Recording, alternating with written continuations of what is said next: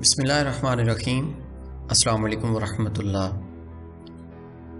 خواتین و حضرات، ہم اپنے یوٹیوب چینل دی اردو پروفیسر میں آپ سب کو خوش آمدید کہتے ہیں۔ آپ تو جانتے ہی ہیں کہ الحمدللہ پاکستان کا دفاع مضبوط ہاتھوں میں ہے، نہ صرف مضبوط ہاتھوں میں بلکہ اگر یوں کہا جائے کہ ناقابل تسخیر ہے تو غلط نہ ہوگا۔ اور جو ہتھیار پاکستان کے دفاع کو ناقابل تسخیر بناتے ہیں اسی میں سے ایک کے بارے میں آج ہم آپ کو حیران کن حقائق سے آگاہ کریں گے۔ تو ویڈیو میں آگے چلنے سے پہلے میری آپ سب سے گزارش ہوگی کہ اس ویڈیو کے نیچے موجود سبسکرائب اور بیل کے بٹن کو دبا کر ہمارے مستقبل ممبر بن جائیں تاکہ آپ ہماری کوئی بھی نئی آنے والی ویڈیو مس نہ کر سکیں۔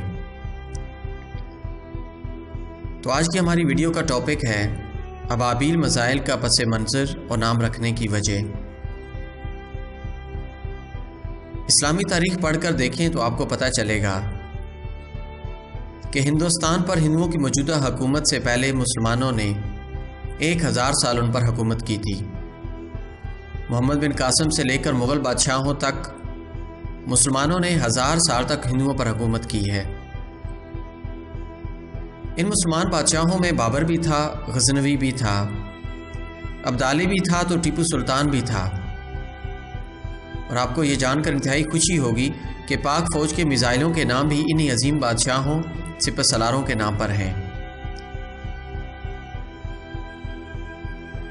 ہمارے پاس جو بھی ہتھیار ہیں یا میزائل، ان تمام کے نام کسی نہ کسی اسلامی لیڈر، سپہ سالار یا کسی عام شخصیات سے منسوب ہیں، جو ایک طرح کا اشارہ ہے۔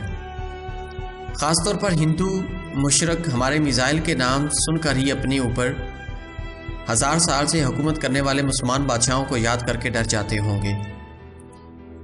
ہم نے ایک میزائل چھوڑ دیا تو پھر ہندوستان دوبارہ 1000 سال ہمارے قبضے میں آ جائے گا۔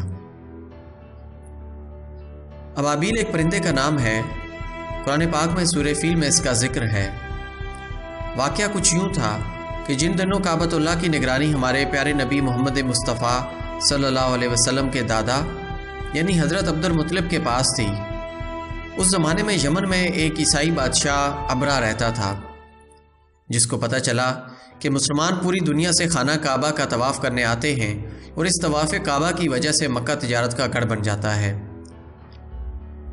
تو ابرہ نے اس تجارت کو اپنی ایک چرچ کی طرف موڑنے کا پلان بنایا۔ ابرہ نے شہر صنعاء میں ایک گرجا گھر بنایا تھا۔ اس کی خواہش تھی کہ حج کرنے والے بجائے مکہ مکرمہ کے صنعاء میں آئیں اور اسی گرجا گھر کا طواف کریں اور یہیں حج کا میلہ ہوا کرے۔ عرب خصوصاً قریشیوں کو یہ بات بہت شاق گزری، چنانچہ قریش کے قبیلہ بنو کنانہ کے ایک شخص نے آپے سے باہر ہو کر صنعاء کا سفر کیا اور ابرہ کے گرجا گھر میں داخل ہو کر پیشاب و پخانہ کر دیا اور اس کے در و دیوار کو نجاست سے آلودہ کر ڈالا۔ اس حرکت پر ابرہ بادشاہ کو بہت طیش آیا اور اس نے کعبہ معظمہ کو ڈھا دینے کی قسم کھا لی اور اس ارادہ سے اپنا لشکر لے کر روانہ ہو گیا۔ اس لشکر میں بہت سے ہاتھی تھے اور ان کا پیش رو ایک بہت بڑا کو پیکر ہاتھی تھا جس کا نام محمود تھا۔ ابرہ نے اپنی فوج لے کر مکہ مکرمہ پر چڑھائی کر دی اور اہل مکہ کے سب جانوروں کو اپنے قبضے میں لے لیا، جس میں عبد المطلب کے اونٹ بھی تھے۔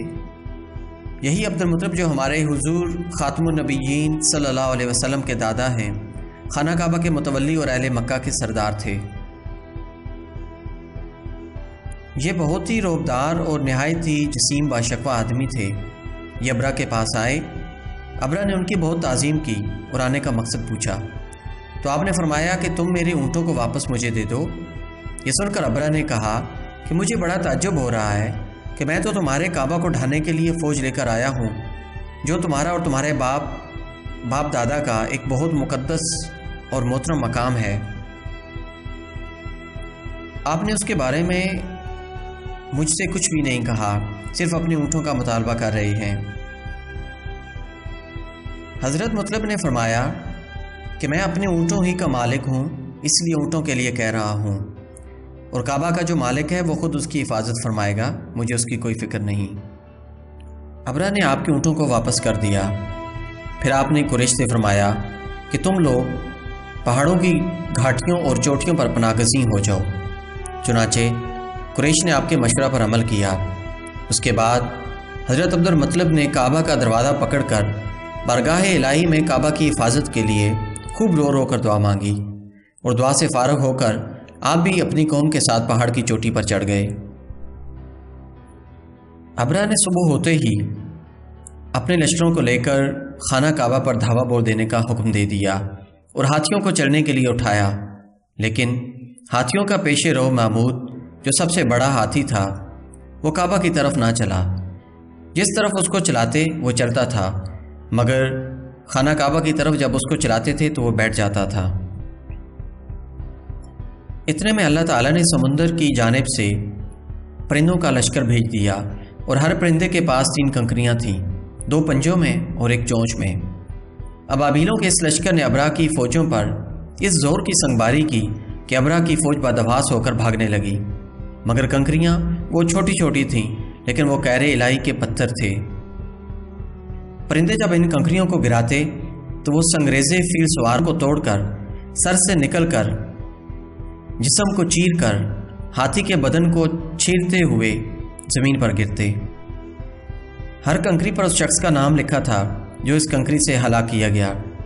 اس طرح ابرہ کا پورا لشکر ہلاک و برباد ہو گیا اور کعبہ معظمہ محفوظ رہ گیا۔